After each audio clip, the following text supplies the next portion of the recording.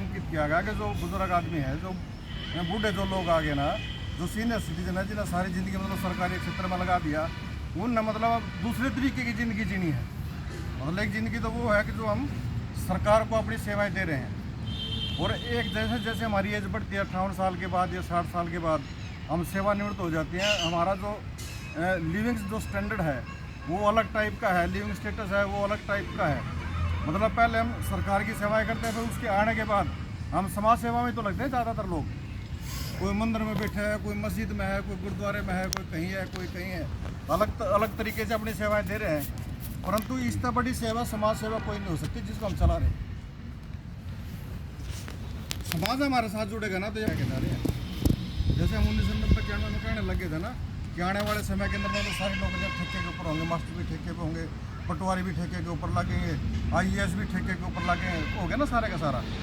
अब जो मतलब लेटरल सिस्टम आ गया, मतलब जो बच्चे UPSC क्वालिफाइड हुआ करते पहले, वो तो आज मतलब कैबिनेट सेक्रेटरी नहीं लग रहे। जिनको सरकार चाह रही है, जिनको लेटरल सिस्टम से है, वही बालक तो रहे, वो सारे के सारे मतलब सरकारी लोग हैं, सरकारी लोगों के बच्चे हैं। वो UPSC करके कितने बच्चे मतलब आज आ रहे हैं।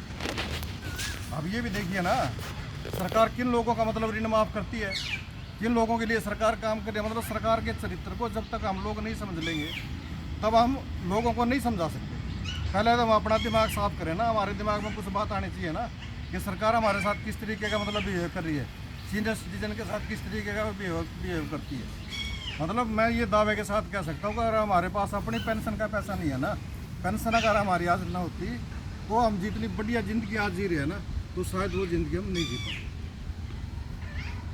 और जो 2006 के बाद मतलब जो लोग आए वो रिटायर होंगे ना आपके लिविंग स्टैंडर्ड के अंदर, और उनके लिविंग स्टैंडर्ड के अंदर मतलब जिनको पेंशन नहीं मिलेगी उनमें मतलब दिन रात का अंतर रहेगा। आज जिस तरीके से मतलब जो समाज है जो आगे बढ़ रहा है ना, मतलब हर तरीके के लोग हैं इसके अंदर। मतलब बच्चे आपके भी हैं, बच्चे हमारे भी हैं, बच्चे सभी के हैं। मतलब हम कई जगह पेंशन के लिए मतलब अपना जो अभियान जो चल रहा है पूरे करनाल ज़िले में चलाया हमने, 1-2 साथी तो ऐसा मिल गया जिन्होंने पीछे खोनी जी माँ क्या दिक्कत आ गई, नुका जी मेरा ATM तो ना नुका बाढ़ लेगी। मतलब मेरा ATM था ना, नुका बच्चों के पास है और बच्चे ही मतलब पैसे निकालते हैं, पेंशन वो इसमें खाते में आ जाती है और वो अपने तरीके से मतलब उसको ना खर्च करते हैं।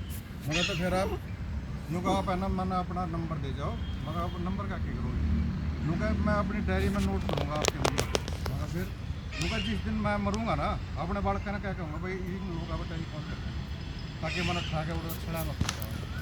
मतलब इस तरीके के हालात हमारे मतलब सीनियर सिटीजन के हैं, और वो तो उनके हैं मतलब जिनको पेंशन मिल रही है, और जी पेंशन नहीं होगी तो वो लोग किस तरीके का मतलब जीवन यापन कर सकेंगे। ये सरकार कहाँ सो रही है, मतलब क्या सरकार है कानून हमारी मतलब बात नहीं जानी चाहिए क्या। अब इतना बड़ा मतलब प्रदर्शन हम कुरुक्षेत्र में कराए, DC ने जिम्मेवारी ले ली कि मैं बात कराऊंगी सरकार से, और सरकार इसी नक्के में आगे आज तक मतलब बातचीत का समय तक नहीं दे रही हो, तो किन की सेवाएं लेना चाहती है वो सरकार, किस तरीके से हमें ट्रीट करना चाहती है। सरकार के चरित्र को हम नहीं समझेंगे कैसे बात बनेगी। थोड़ा आगे नहीं होने। एक तो दोस्तों मैं ये कहना चाहता हूँ कि पहले आप अपना दिमाग क्लियर करें। हम 8-7 साथी यहाँ पर बैठे हैं और अपना दिमाग साफ करके अपनी ग्रीवेंसी जो हमारे बीच में आ जा रही है ना, अगर पेंशन बचानी है ना तो वो जब तक हम समाज ने अपने साथ नहीं जोड़ेंगे, उसके तरीके कोई भी हो सकते हैं। वो पानी की व्यवस्था गाँव में हो सकती है। ये हमारे मतलब कई सारे डॉक्टर लोग ऐसे हैं जो रिटायर हो गए, संगठनों से जुड़े हुए हैं, वो चाहते तो मतलब PGI में भी मतलब नौकरी दोबारा से कर सकते थे, वो फराती उन लोगों के पास नहीं किया। मतलब अपने एक डॉक्टर है रणबीर दैया, मॉडल है मतलब हमारे लिए, तो वो PGI का सीनियर मतलब प्रोफेसर था। सरकार ने कहा मतलब कि आप इसमें नौकरी दोबारा करो PGI के अंदर, रोहतक के अंदर होना कहना करना।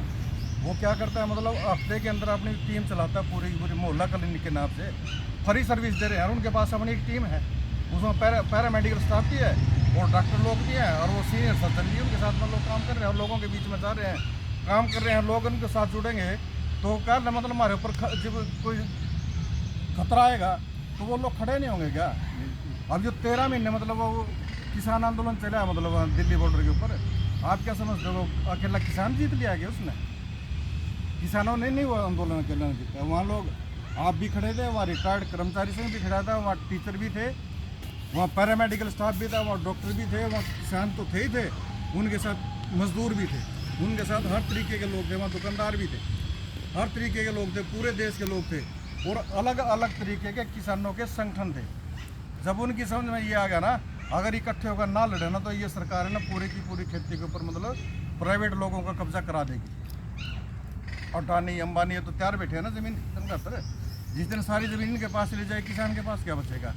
हरियाणा तो कृषि प्रधान देश है ना, और पूरा देश ही मतलब भारत तो कृषि प्रधान देश है।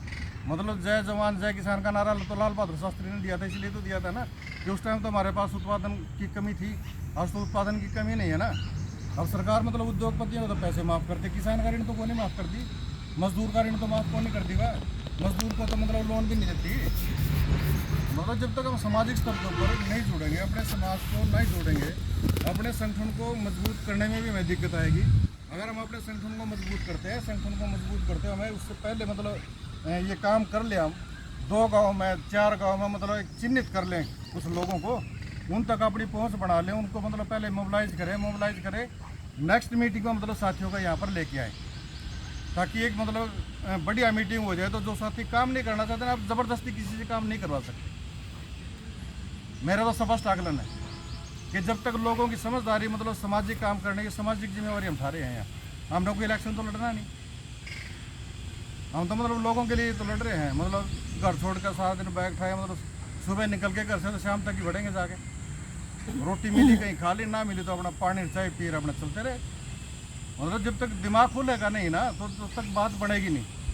एक तो मैं ये कहना चाहूँगा कि तमाम के तमाम साथी मतलब हमारी कहीं भी जरूरत पड़ती है ना निसिंग ब्लॉक में, तो हम 24 घंटे अपनी सेवाएं देने के लिए तैयार है। आप गांव के अंदर जाइए, गांव में लोगों को चिन्हित करिए, उनसे बातचीत करिए, बातचीत कर उनको मेंबर बनाइए, मेंबर बनाकर अपनी दोबारा से मीटिंग करिए, दोबारा से आप लोगों के बीच में ठहराएंगे।